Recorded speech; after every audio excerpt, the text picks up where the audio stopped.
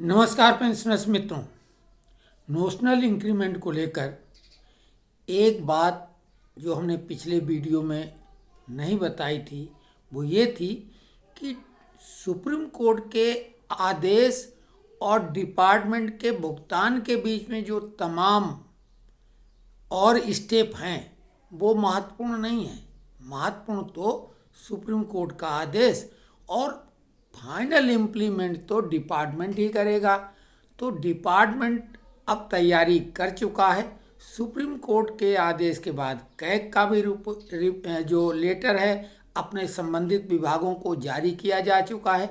लेकिन अभी जो विभाग हैं विभिन्न मंत्रालयों के वो इंतज़ार कर रहे हैं डीओपीटी के लेटर का, क्योंकि उनके लिए तो दिशा निर्देश डीओपीटी जो देगा उसी का वो अनुपालन करेंगे।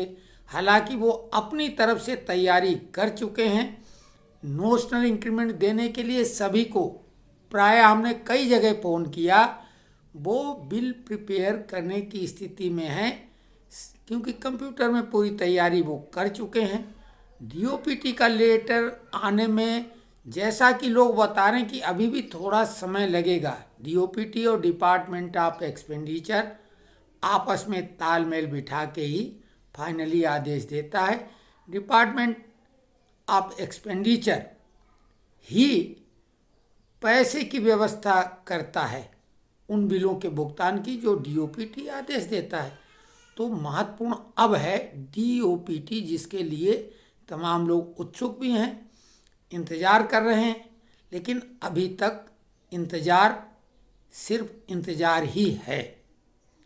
दूसरी तरफ एक बात और बता दें कि कई लोग बोलते हैं कि आप बीजेपी के समर्थक हैं। निश्चित तौर से पूरी तरह से 100%। लेकिन बीजेपी के समर्थक का मतलब ये नहीं है कि उनकी गलत जो नीतियां हमें लग रही या हमारे पे इफेक्ट हो रहा है उनका हम विरोध न करें।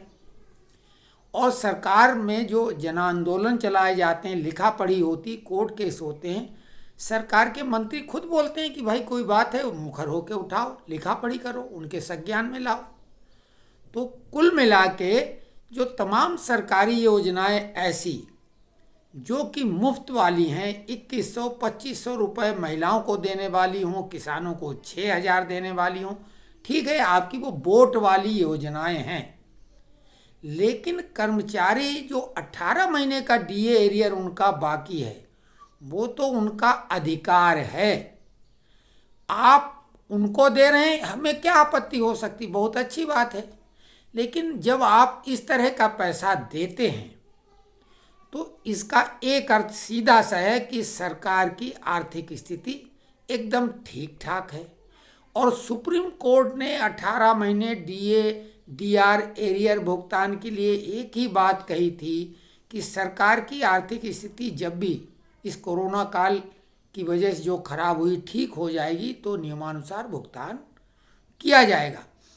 अब इधर शिव गोपाल मिश्रा जी ने भी बीच में एक इंटरव्यू में कहा था कि हम सरकार से ये निवेदन करेंगे कि जो पेंशनर हैं उनको तो एरियर दे दिया जाए, लेकिन जो कर्मचारी हैं उनके खाते में जमा कर दिया जाए, ये हम सरकार को रियायत देंगे। तो मामला तो 34,500 करोड़ का है, स्वाभाविक है। पेंशनरों की संख्या भले ज़्यादा है कर्मचारियों से, लेकिन डीए तो कर्मचारियों से पेंशनरों का ज़्यादा बनेगा, कर्मचारियों का ज़्यादा बनेगा। अगर 34.5 करोड़ है तो पेंशनरों का डीए तो 12-13 करोड़ ही होगा, बाकी तो कर्मचारियों को होगा जो कि नगद भुगतान आपको करना है। तो कुल मिला के उम्मीद पूरी करते हैं कि अगली नेशनल काउंसिल जेसीएम बैठक में मिश्रा जी ने जो बोला है, अगर मजबूती से बात उठाएंगे तो 18 महीने डीए एरियर का मामला हल हो जाएगा। एक बात और बहुत ज़ोर शोर से चर्चा में लाई जा रही है कि मार्च की पेंशन मार्च में नहीं मिलेगी। तो ये कौन सी नई बात है, कैसा ज्ञान लोग देते हैं। अरे जब से नौकरी हम आपने की, रिटायर हो गए, पेंशन इतने दिनों से ले रहे हैं, तो मार्च में कभी क्या पेंशन मिली या वेतन मिला? सभी को मालूम है कि मार्च वाला वेतन या पेंशन अप्रैल में ही मिलता रहा है। अब इसमें नए ज्ञान की बात क्या है? तो इसीलिए हम बोलते हैं कि लोग किस तरह से बात को खींचते हैं। हमें भी बार बार वही बात रिपीट करनी पड़ती है, क्योंकि लोग कमेंट्स में लिखते हैं जैसे नोशनल इंक्रीमेंट के लिए कौन अधिकारी हैं? तो सरकारी कर्मचारी शब्द लगा हुआ है।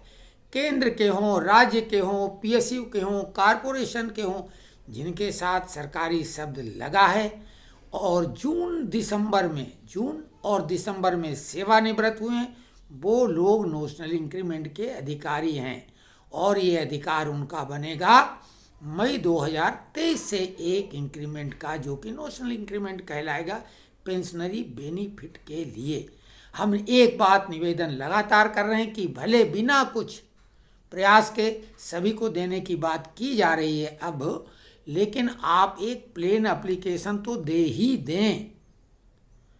क्या हर्ज है उसमें अपने विभाग को?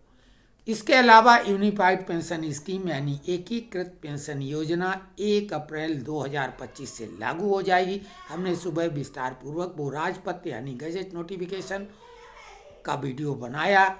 उबाऊ वीडियो था तो हमने वो वीडियो लेकिन बना दिया। हमने कहा जब हम पेंशनर्स और कर्मचारी गणों की बात करते हैं तो वो केवल कर्मचारियों के लिए है।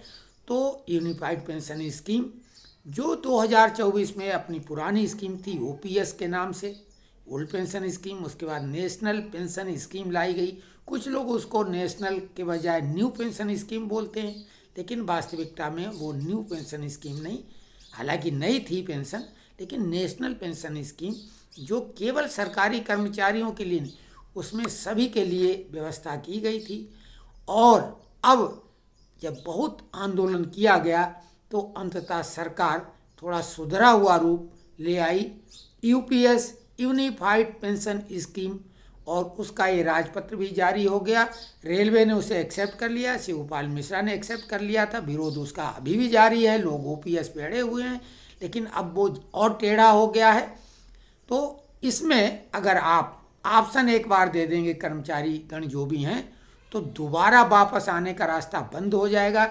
अगर आपको कुछ लोग अभी बोल रहे हैं एनपीएस अच्छा है ओपीएस से, तो वो एनपीएस में रह सकते हैं, लेकिन ओपीएस में 50% की गारंटी है। 10 साल की सर्विस जिनकी कम से कम हो जाएगी उन्हें 10,000 रुपये की गारंटी है। 25 साल की पूर्ण पेंशन मिलेगी। और अन्य लाभ कैसे मिलेंगे वो हमने उस राजपत्र को पूरा बता दिया है। तो एक तो ये महत्वपूर्ण बात है उसमें यूनिफाइड पेंशन स्कीम में। बाकी जो भी मुद्दे अभी चर्चा में लाए जा रहे हैं, जैसे 50% पेंशन मर्ज की, अपनी तरफ से बात चला के अपनी ही बात लोग बढ़ाते हैं। अभी लोग बात कर रहे हैं, बाद में वो इनकार कर देंगे। कोई ऐसी योजना अब नहीं है। हमने आपको लगातार कहा कि जब पे कमीशन घोषित हो चुका है, 1 साल से भी कम समय रह गया है उसको लागू होने में, जनवरी 26 से, और डीए इतना ज़्यादा बढ़ा भी नहीं है। तो ऐसे में अब डीए मर्ज की बात तो भूल ही जाओ। अब हो जाए भाई वो चमत्कार है। कई बार कुछ ऐसी चीज़ें होती जो अनहोनी कहलाती हैं, तो अनहोनी की बात तो हम नहीं कह रहे हैं, लेकिन ऐसा संभव बिल्कुल नहीं लग रहा है। तो इसी प्रकार जो और काल्पनिक बातें वो लोग कर रहे हैं, हम तो नहीं कर पाएंगे, क्योंकि अगर करेंगे तो जवाबदेही हमारी बनती है और बाद में क्षमा याचना मांगें। इससे अच्छा ऐसी बात ना ही करें। फिक्स मेडिकल अलाउंस वगैरह की भी कहानियाँ ऐसे ही चलाई जा रही हैं। मज़ेदार बात है, डीए 2% बिल्कुल निश्चित तौर से बढ़ चुका है। कैबिनेट मीटिंग में डिसीजन लिया जा चुका है, लेकिन लोग ये चला रहे हैं कि कैबिनेट की मीटिंग की बैठक हुई थी अभी, यानी अभी वो बोल रहे हैं कि 2 दिन पहले, और उसमें कोई निर्णय नहीं लिया गया। अरे कैबिनेट मीटिंग का निर्णय नहीं टीवी में फ्लैश होता है। टीवी में तो जब डीए की घोषणा होगी, और डीए हमेशा अप्रैल में ही मिला है। घोषणा भले मार्च के अंतिम सप्ताह में की गई हो। तो कैबिनेट की बैठक के मुद्दे लगातार घोषित किए जाए, ऐसा कुछ होता नहीं। 2% डीए बढ़ चुका है, न कम न ज़्यादा, और पेंशन अप्रैल में ही मिलती थी, मिलेगी। 2% डीए भी अप्रैल की पेंशन में लग के मिलेगा। तो अब इसमें हम बढ़ा चढ़ा के क्या बता रहे हैं? कुछ नई चीज़ नहीं, आप सभी को मालूम है। हमें अगर मालूम है तो आप में से भी 99.99% लोगों को तो मालूम होगा। एक लोग हो सकता है अपना मौज मस्ती की वजह से इन सब चीज़ों से मतलब ही नहीं रखते हों, हम उनकी बात नहीं कर रहे हैं। जिन लोगों ने नौकरी लंबी की है, भाई सेवानिवृत्त हुए हैं, भाई पेंशन ले रहे हैं, तो उन्हें भी बहुत कुछ ज्ञान है। जैसे हम आप लोगों को जानकारी देने की बात करते हैं, ज्ञान देने की बात नहीं करते हैं। हमारे ग्रुप में एक से बढ़कर एक प्रबुद्ध लोग हैं, वो भी ज्ञान का नहीं, जानकारी का आदान प्रदान करते हैं आपस में। कोई उनमें से ये नहीं कहता है कि हम ही ज्ञानी हैं। हम लोग सब भाई बंधु हैं, एक दूसरे को अपने विचारों से अवगत कराते हैं, ताज़ा जानकारियों से। और इसमें कोई श्रेय लेने जैसी बात नहीं है। और हम जो भी जानकारियाँ लेते देते हैं वो या तो आप लोगों से ही लेते हैं, या हम भी वही स्रोत हैं जो कोई भी ले सकता है। तो कोई बहादुरी की या कोई बुद्धिमत्ता के ठेकेदारी की बात नहीं है। लेकिन यूट्यूबर अपने फायदे के लिए खबरों को थोड़ा बढ़ा चढ़ा के बार बार लगातार बताते हैं, और कई खबरें उन्हें मालूम है कि ये चलाएंगे और बाद में इनको हम मना कर देंगे। तो दोनों तरफ से उनको फ़ायदा, एक बार चलाने में और एक बार मना करने में। तो खैर, आप लोग कमेंट्स लिखते रहें, एक एक करके कमेंट्सों के जवाब भी देंगे। आज कुछ यहाँ लाइट की दिक्कत है, जिसकी वजह से वीडियो में लाइट कम ज़्यादा हो रही है। ये बल्ब की हमारे जो सामने है, इसकी कुछ दिक्कत है, हमें लगता है इसको सुधरवाएंगे।